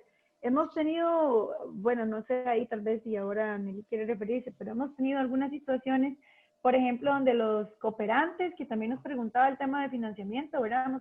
Muchos proyectos hemos logrado hacerlos a través de convocatorias con cooperantes, pero los cooperantes tienen un principio de legalidad, ¿verdad? O sea, el dinero tiene que ir a resolver un problema en una comunidad o en un acueducto que esté constituido. Entonces, por ejemplo, teníamos una iniciativa en la Isla Caballo para el tema del mejoramiento del acueducto, pero la convocatoria salió para el mejoramiento del acueducto y resulta que en Isla Caballo había que construir el acueducto. Como el acueducto no estaba construido, no estaba constituido, no era, o sea, dentro de los parámetros del cooperante no calzaba, porque nosotros no podíamos ir a hacer un diagnóstico de mejora sobre algo que no existía. Y por esa razón, a la hora de participar, el cooperante no, pues nos sacó, digamos, por así decirlo, de la convocatoria, porque es un poco complicado con el tema de asentamientos ilegales, acueductos que no están constituidos, etcétera, con respecto a los financiamientos. Hay varias convocatorias al año en donde, dependiendo de las convocatorias, ustedes pueden presentar un tema de mejoramiento del recurso hídrico y pueden plantearse el tema de una biojardinera, de un sistema de captación de agua de lluvia, etcétera, pero es importante tener en cuenta que los lineamientos de cada cooperante pueden variar y nos pueden direccionar hacia si es viable o no es viable en esos sitios donde estamos pensando, ¿verdad? De mi parte creo que eso sería. No sé, Mari, si tiene algún otro comentario. Sí, viendo lo de los asentamientos y relacionándolo con lo que tenía pensado comentar, y es que para mí uno de los retos, además de los que ustedes han mencionado, es mover las instituciones públicas, es mover los funcionarios públicos que están muy cómodos sentados en un escritorio haciendo procedimientos, haciendo normas sin haberse embarrialado. Hay que embarrialarse para saber cómo se tienen que hacer las cosas. Y para muestra un botón, o sea, tengo la experiencia por un proyecto que tenemos en Chomes, de que hay una serie de viviendas construidas en Costepájaros que tienen aproximadamente 6 años de haber sido construidas, el bono de vivienda, y no han sido ocupadas por el problema del tratamiento de aguas. O sea, se hace una urbanización, se hace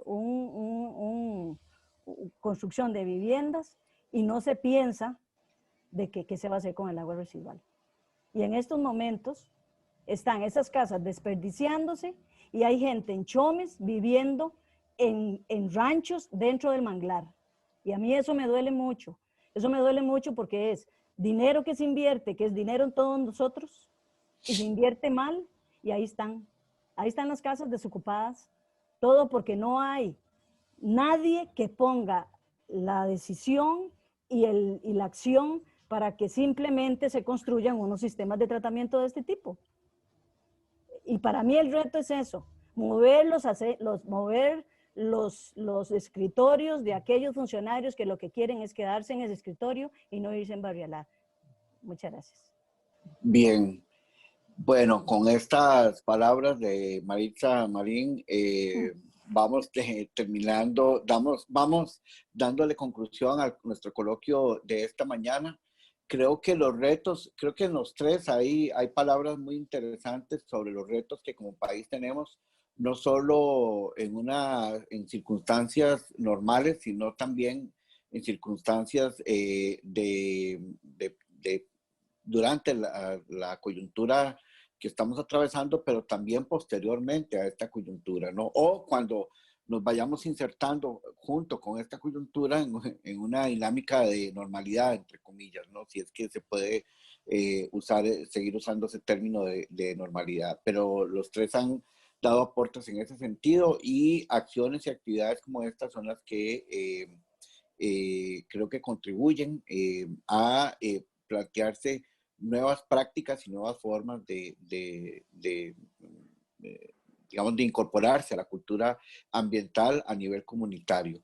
Quisiera tal vez cerrar con algunas palabras de la directora del Instituto de Estudios Sociales en Población, Nelly López, para que ella sea la que le dé clausura y cierre a esta actividad tan interesante que hemos tenido.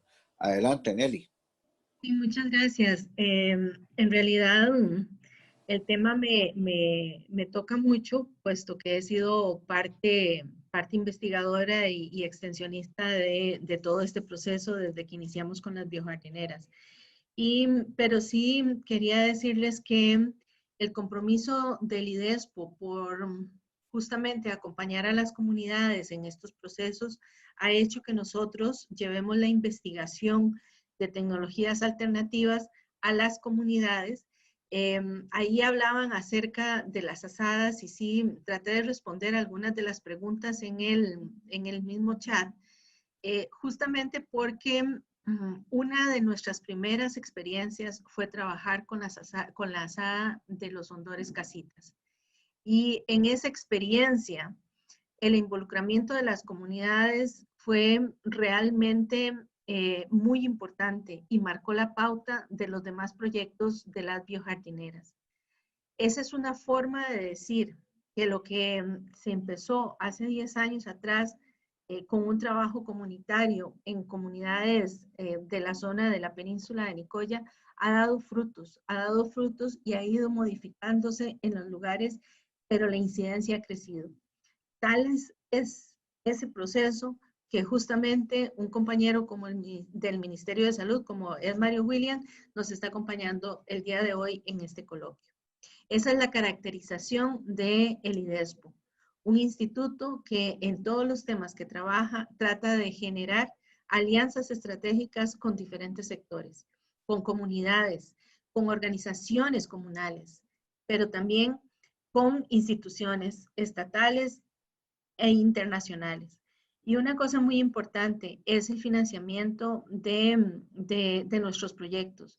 Nosotros no nos quedamos solamente con el financiamiento de proyectos a lo interno de la universidad, sino que también buscamos y concursamos. Y todos estos proyectos que se presentaron hoy es producto de ese arduo trabajo de los académicos por tratar de concursar por fondos específicos para proyectos a lo interno de la universidad y fuera de la universidad, que han permitido la posibilidad de financiar estas experiencias que hoy están dando frutos y que nos están diciendo el camino está empezando a ser construido y hay mucho que recorrer.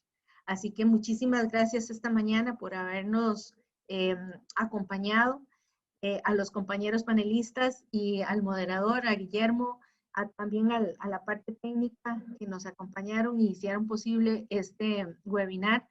Realmente esto es la parte de que la pandemia no detiene al conocimiento.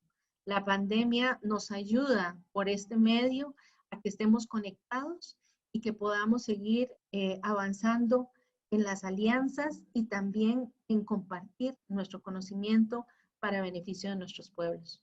Muchas gracias y muy buenos días por estar acompañándonos hoy.